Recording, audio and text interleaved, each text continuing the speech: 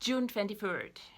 Freshly showered and back from the shop where some idiot felt the need to smash our mezuzah after ripping it off the door frame. Well, you are welcome here. Grab a coffee and let's get smarter together. I'm pretty sure you know the famous monk painting with cream.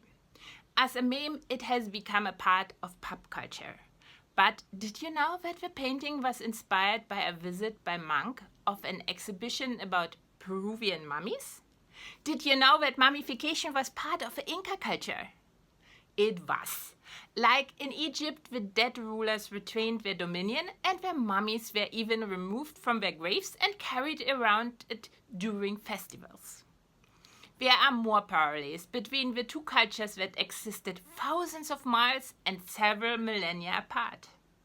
The dead demanded special food, the same as the gods, and the care for the ancestors' woes became so costly that many ended up in debt bondage over it.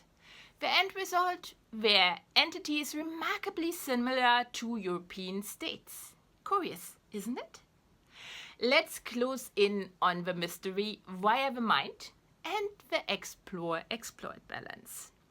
Our mind is the rapid deployment unit that gives the network of cells that makes up our body the environment needed to do the work of collecting and processing data to continuously generate new models of the physical universe.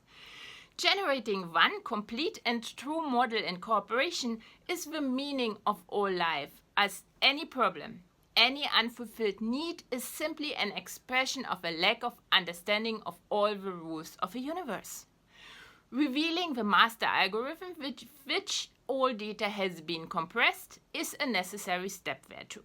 So, while our cells do their thing, the mind continuously generates its own models of a physical universe and separates itself from it. These models are more like a highlight reel of what might be the most interesting developments. They include everything that need immediate attention by interaction of a self with the environment.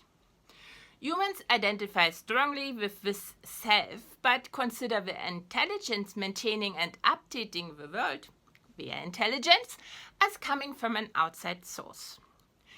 Or sources, since from what places the mind collects the data for the generation of the models can be changed to consider problems from different perspectives, what heightens the chance to find a solution.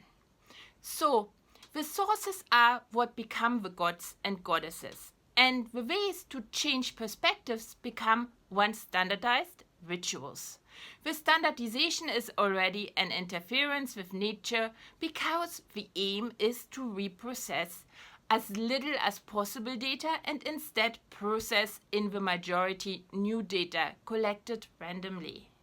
To offset the risk of randomized searches, exploring, but also to bring as many diverse observers with their processing power together as possible to exchange new insights, humans have an inbuilt mechanism that enables networking. Mirroring.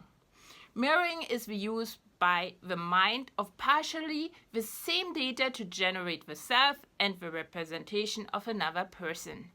These overlapping selves create a network that can be infinitely extended.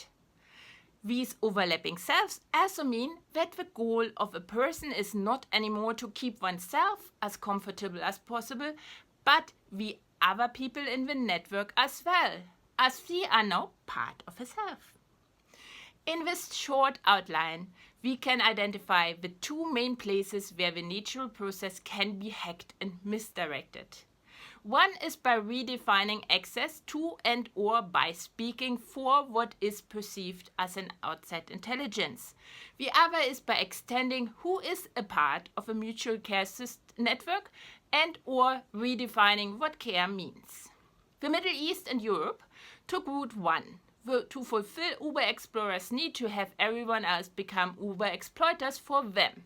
People who reprocess more existing knowledge when he collect and process new data. Egypt and Peru took route number 2 for the same reason. They added ancestors to the mutual care network, members whose contribution in the shape of knowledge had already been monopolized by the Uber explorers and thus wasn't contributing to the mutual support system, but who demanded an especially high share of a network's payoff. Their share, of course, inevitably ended up where?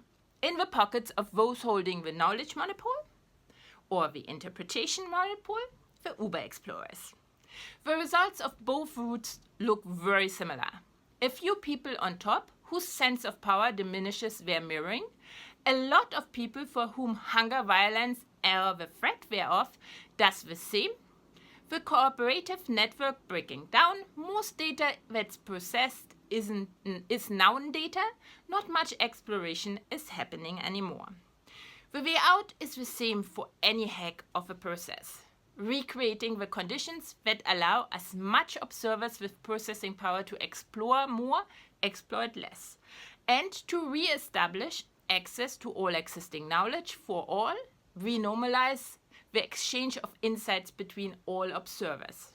There's also the task of identifying other observer networks with processing power, getting to understand them, and finding ways to cooperate with them, like woods, but also people in the past or people in the future. But finding these solutions in the generalized rules for the physical universe requires getting the human network online again. Explore, also known as think. Make a habit out of thinking. Let's turn thinking into the norm again. Like, comment, share, and follow, lest you miss a single opportunity to improve yourself and society. Once you do, we meet again at the coffee pot.